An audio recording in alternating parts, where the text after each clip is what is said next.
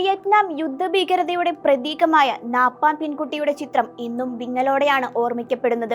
1972 വിയറ്റ്നാമിൽ America വർഷിച്ച ബോംബിൽ നിന്ന് കരഞ്ഞുകൊണ്ട് രക്ഷപ്പെട്ടോടുന്ന 9 വയസ്സുകാരുടെ ചിത്രം എല്ലാ കാലത്തും ലോകമനസാക്ഷിയെ ഉലയ്ക്കുന്നതായിരുന്നു. ആ ഫോട്ടോ എടുത്തത് നിക്കൂട്ട് എന്ന ഫോട്ടോഗ്രാഫറാണെന്നാണ് ഇക്കാലം അത്രയും ലോകം കരുതിയിരുന്നത്. 1973 നിക്കൂട്ടിന് world press photo of the year പുരസ്കാരം നേടിക്കൊടുത്ത ചിത്രമായിരുന്നു അത്. 21 വയസ്സിൽ പുലിസ്റ്റർ പുരസ്കാരവും അദ്ദേഹത്തെ തേടിയെത്തി. എന്നാൽ ഇപ്പോൾ ഫോട്ടോയിൽ നിന്ന് ഫോട്ടോഗ്രാഫർ നിക്കൂട്ടിന്റെ പേര് വേൾഡ് പ്രസ് ഫോട്ടോ ഫൗണ്ടേഷൻ ഒഴിവാക്കിയിരിക്കുകയാണ്. ആ ഫോട്ടോ എടുത്തത് നിക്കൂട്ടല്ലെന്ന വിവാദത്തിന് പിന്നാലെ നടത്തിയ അന്വേഷണത്തിന്റെ അടിസ്ഥാനത്തിലാണ് ഇപ്പോഴത്തെ നടപടി. വാർത്താ ഏജൻസിയായ AP-യുടെ ഫോട്ടോഗ്രാഫറായിരുന്നു നിക്കൂട്ട്. 1972 ജൂണിലാണ് AP നാപ്പാം പെൺകുട്ടിയുടെ ചിത്രം പ്രസിദ്ധീകരിക്കുന്നത്. ഈ വർഷം ജനുവരിയിൽ ദി സ്ട്രിങ്ങർ എന്ന ഡോക്യുമെന്ററി പുറത്തിറങ്ങിയതോടെയാണ് വിവാദം തുടങ്ങുന്നത്.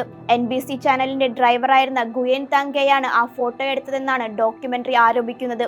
$20 ഗുയൻ താൻഗെ AP-ക്ക് ഫോട്ടോ വിൽക്കുകയായിരുന്നുവെന്നും വെളിപ്പെടുത്തുന്നുണ്ട്.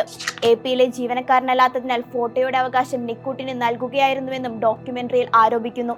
5 മാസത്തെ അന്വേഷണത്തിന് ശേഷമാണ് നടപടിയെടുത്തത്.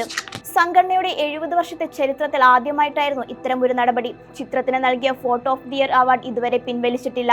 എന്നാൽ ഫോട്ടോ എടുത്തത് താൻ തന്നെയാണെന്നാണ് നിക്കൂട്ടിന്റെ ഇപ്പോഴത്തെ അവകാശവാദം. ഫോട്ടോയിലുള്ള പെൺകുട്ടി കിം ഫുക് നിക്കൂട്ടിനെ പിന്തുണയ്ക്കുന്നുമുണ്ട്.